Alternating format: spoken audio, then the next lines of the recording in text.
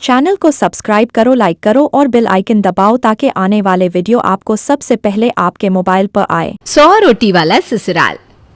सुनो जी, मुझे तो शीतल की बड़ी फिक्र रहती है। उसका ध्यान तो बस घर के बाहर दोस्तों के साथ घूमने फिरने में ही रहता है। उसे कुछ बोलो तो एक नहीं सुनती। मैं तो कहती हूँ इसकी जल्दी शादी वादी करवा दो, वरना लड़की हाथ से निकल जाएगी। तुमसे ज़्यादा चिंता है मुझे शीतल की शादी की। कल ही वो रामपुर वाले मौसा जी को फ़ोन भी किया था। बता रहे थे एक लड़का है नज़र में, उनका अपना घर है और लड़का भी अच्छा है।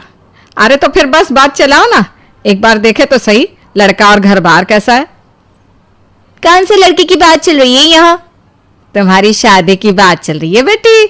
अब तुम्हारी शादी की उम्र हो रही है तो लड़का तो देखना पड़ेगा ना। उफ़ो, मुझे अभी नहीं करनी शादी वादी। ये तो मेरे खेलने कूदने के दिन है। बहुत खेल कूद ली तुम। अब घर के काम धाम सीखने की कोशिश करो, समझी?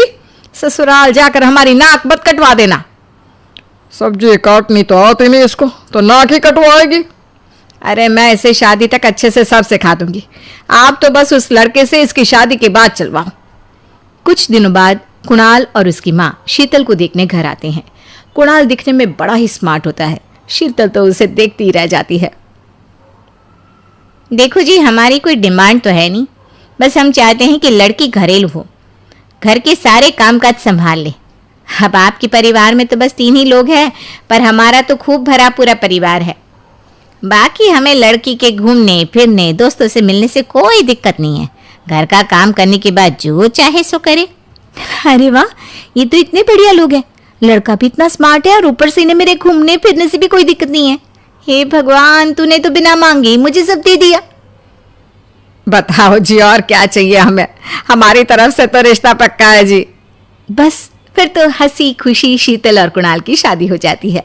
शीतल मन ही मन बड़ी खुश होती है और उसी खुशी के साथ वो अपने ससुराल में कदम रखती है। आओ बहू, तुम्हारा अपने ससुराल में स्वागत है। ये मिलो अपने परिवार से। ये तुम्हारे ससुर जी, तुम्हारी ननद सुनीता और गीता, सुनीता के पति राजेश और उनके 2 बच्चे राजू और चिंटू। ये ना हमारे साथ यहीं रहते हैं। ये तुम्हारी दादी सास है और बाकी लोग अभी बाहर गए हुए हैं। इतने सारे लोग, ये सब यहीं रहते हैं इस घर में? अरे अभी तो मेरे देवर देवरानी और उनके 3 बच्चे यहाँ नहीं है। उसके मायके में भी शादी थी ना, तो बस वहीं गई है। कल तक आ जाएंगे। हे भगवान, ये घर है या धर्मशाला? ये सब एक साथ इस घर में कैसे रहते हैं? मुझे तो पता ही नहीं था इनका इतना बड़ा परिवार है। अब समझी कि कोई डिमांड क्यों नहीं की इन्होंने। ये सब चाल चले मेरे साथ।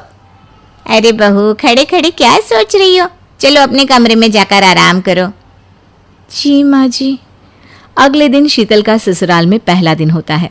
शीतल रसोई में जाकर सबके लिए खीर बनाने लगती है। तभी उसके ननद सुनीता आती है। अरे वाह भाभी, आज क्या बना रही हो? बस दीदी, आज वो पहली रसोई है ना, तो खीर बना रही थी। अरे भाभी, ये खीर वे रहने दो। घर में 4 लोगों को शुगर है और कुछ लोग मीठा ही नहीं खाते। आप ना सीधा खाना ही बना दो। क्या फर्क पड़ता है, मीठा बने या नमकीन? बस बहू के हाथ की पहली रसोई होनी चाहिए ना। जी दीदी, तो फिर मैं खाना ही बना देती हूँ। आप बता दो खाने में क्या बनेगा? बस सिंपल सी कोई सब्जी बना दो, जैसे आलू गोभी या आलू मटर, और उसके साथ रोटियां सेक दो। हमारे परिवार में अब तुम्हें मिलाकर पूरे 20 लोग हो गए हैं। 15 बड़े और 5 बच्चे। बड़ों की 6 और बच्चों की 2 के हिसाब से रोटी बना देना।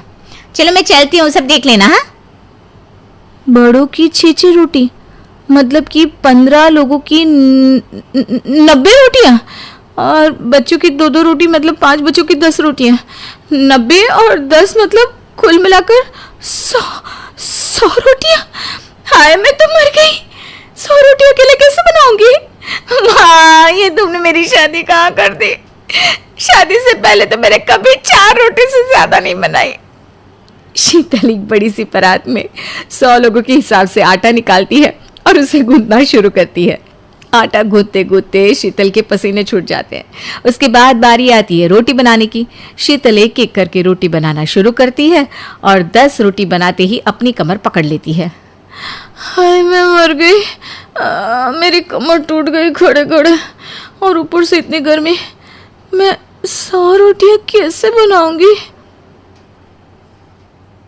भाभी सब बाहर रोटियों का इंतजार कर रहे हैं, जरा जल्दी जल्दी रोटी सेक दो।